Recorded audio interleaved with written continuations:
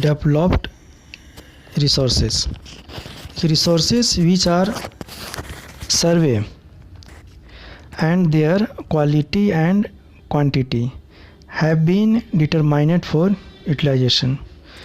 ना कह रहा कि वैसे जो रिसोर्सेज है, वैसे संसाधन है ना, जिसका सर्वे कर लिया गया है, देयर क्वालिटी एंड क्वांटिटी, उसके गुणवत्ता और मात्रा के आधार पर, एम डिटरमाइनेड फॉर यूटिलाइजेशंस, और उसकी उपयोगिता को भी निर्धारित कर दिया गया है।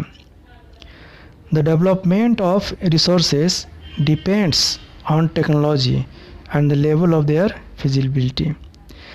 देखिए कह रहा है कि इस रिसोर्स का जो डेवलपमेंट, जो विकास है, वो किस पर डिपेंड करता है? तो ऑन टेक्नोलॉजी पर, यानी कि तकनीक पर, और उसके जो है फिजिबिलिटी पर डिपेंड करता है। यानी कि एक तरह से क्या हो गया, एक डेवलप्ड ये रिसोर्सेज है ना।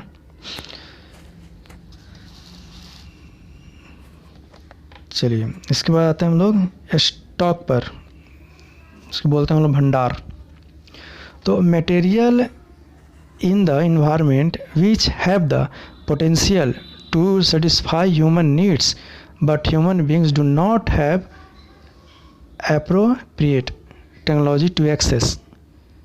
देखिए कह रहा है कि मटेरियल्स है ना, जो कि हमारे जो पर्यावरण में, इन्वायरमेंट में है, उसका potential to satisfy human need but human beings do not appropriated, यानी कि संसाधन तो है लेकिन उसके बारे में जो है ना तकनीकी ज्ञान नहीं है। तो तकनीकी ज्ञान के जो अभाव में जो है हम लोग इसका अच्छी तरह से यूज़ नहीं कर पा रहे हैं। सो दीज आर इंक्लूड, देखिए एप्रोप्रिएट मतलब होता है ज्ञान, और टेक्नोलॉजी मतलब हो गया तकनीक, यानी उस तकनीक का ज्ञान हमको नहीं है। ठीक है ना। जैसे for example, so water is a compound of two inflammable gases, hydrogen and oxygen. जैसे आप लोग सभी जानते हैं कि वाटर किस चीज़ से बना हुआ है, तो हाइड्रोजन और ऑक्सीजन से बना हुआ है ना। H2O लिखते हैं ना यहाँ पर, H2O, तो हाइड्रोजन और ऑक्सीजन से मिलकर बना हुआ है। और देखिए ये दोनों जो है, ये हाइड्रोजन भी जो है इनफ्लामेबल गैस में आएगा और ऑक्सीजन भी आएगा ना। लेकिन हम इसका देखा रहा है कि we can use to rich source of energy, यह ऊर्जा का बहुत मतलब कि ये रिच सोर्स है, but we do not have a required technical know how, पर इसके बारे में जो तकनीक जो है ना, कैसे मैंने इसका होगा, उसके बारे में हमको मैंने ज्ञान नहीं है। Them for this purpose hence this can be considered as stock. तो देखिए हम वाटर में तो हाइड्रोजन भी है और ऑक्सीजन भी इसका प्रचुर मात्रा में है, लेकिन जहाँ हमको हाइड्रोजन की आवश्यकता होगा तो क्या पानी में से हाइड्रोजन को निकाल सकते हैं? नहीं।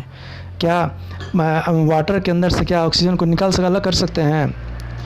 है ना। उतनी सस्ता और सुविधा तकनीक जो है अभी हम लोगों के पास नहीं आया है, क्योंकि तो अर्थ पर तो बहुत सारा, मैंने 3 हिस्सा तो केवल वाटर ही भरा हुआ है, तो इसमें हाइड्रोजन और ऑक्सीजन के अपार भंडार है, स्टॉक है, लेकिन हम इसका अलग अलग जो कंपोनेंट में है ना, हम इसका जो इनफ्लामेबल गैसेस का समुचित हम उसका यूज नहीं कर पा रहे हैं।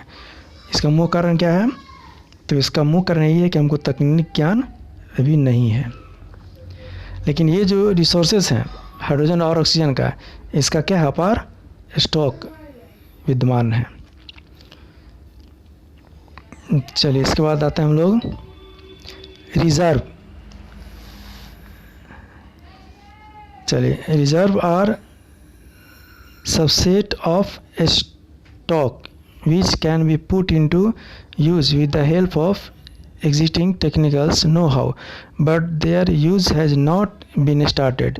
This can be used for meeting future requirement. River water can be used for generating hydroelectric power, but presently it is being utilized only to a limited extent. Thus the water in the dam, forest, etc. It is a reserve which can be used in future. हाँ देखिए ये क्या है, ये जो resources हैं ना ये रिज़र्व हैं। जैसे हम लोग नदी रिवर के वाटर से का यूज़ करके बहुत सारा हाइड्रो इलेक्ट्रिक पावर यानी कि इलेक्ट्रिक जनरेट कर सकते हैं, ठीक है ना। उसके बाद फॉरेस्ट का यूज़ किया जा सकता है और इससे भारी मात्रा में एनर्जी हम लोग प्राप्त कर सकते हैं। तो ये जो रिसोर्सेज है ये अभी हमारे लिए रिज़र्व में है ना, जिसका हम लोग फ्यूचर में इसका इस्तेमाल कर सकते हैं। चलिए नेक्स्ट आते हैं हम लोग, ये देखते हैं डेवलपमेंट ऑफ रिसोर्सेस यानी संसाधन का विकास। देखते हैं resources are vital for human survival as well as for maintaining the quality of life. देखिए कह रहा है कि resources are the vital for a human survival as well as for maintaining the quality. देखिए रिसोर्सेज बहुत ही महत्वपूर्ण है, किसके लिए, तो ह्यूमन के लिए, माने और अपने जीवन को अच्छी क्वालिटी का जीवन जीने के लिए, मेंटेन के लिए रिसोर्सेज बहुत ही महत्वपूर्ण है। It was believe that resources are free gift of nature, है ना। ऐसा विश्वास है कि जो रिसोर्सेज है वो प्रकृति का माने फ्री गिफ्ट है। एज ए रिजल्ट इसका परिणाम यह होता है कि human beings use them indiscriminately and this has led to the following major problems। अब देखिए मनुष्य सोचते हैं ह्यूमन बींग्स कि ये जो प्रकृति है ना वो क्या है, फ्री गिफ्ट है, और इसका ये लोग अंधाधुंध, है ना, indiscriminately अंधाधुंध यूज कर रहे हैं उसका, और इसका जो है माने फॉलोइंग मेजर प्रॉब्लम्स, कुछ प्रमुख जो है कठिनाइयाँ, प्रॉब्लम्स क्रिएट हो रहा है। तो देखिए उसके बारे में पढ़ते हम लोग। देखिए फर्स्ट में है कि depletion of resources for satisfying the greed of few individuals, है ना, कि यानी कि अपने क्या कर रहे हैं हम लोग, रिसोर्सेज को डेप्लेक्शन कर रहे हैं, यानी कि उसको लोग खाली कर रहे हैं। For satisfying the greed of few individuals, अपने जो निजी जो है ना स्वार्थ के लिए, है ना, लालचवश जो है ये अपने रिसोर्सेज को हम लोग क्या कर रहे हैं, डेप्लेशन कर रहे हैं, खाली करते जा रहे हैं। दूसरा है accumulation of resources in a few hand. देखिए इसमें एक कुछ संचय यानी कि संसाधनों का जो संचय है ये कुछ लोगों के हाथ में आ गया है, और which in term divided the society into two segment. इस तरह से हमारा समाज जो है ना वो दो खंड में बट गया है। सेगमेंट मतलब खंड ना, भाग, तो समाज हमारा दो खंडों में बट गया है। और have not and rich and poor ना, समाज यानी कि अमीर और गरीब। जिसके हाथ में ज़्यादा संसाधन हाथ में आ गया तो वो अमीर हो गया, और जिसके हाथ में संसाधन कम आया है तो वो क्या हो गया, गरीब हो गया। चलिए इसके बाद नीचे दिया है indiscriminate exploitation of resources has led to global ecological crisis such as global warming, ozone layer depletion, environmental pollutions and layer degradation। देखिए इसमें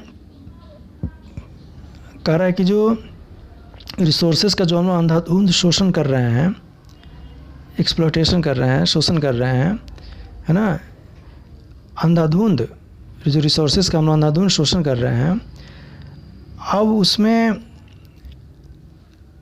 कह रहा है कि ग्लोबल इकोलॉजिकल क्राइसिस ना, यानी कि जो विश्व जो पारिस्थितिकी जो तंत्र हम लोग का है ना, वो गड़बड़ हो रहा है।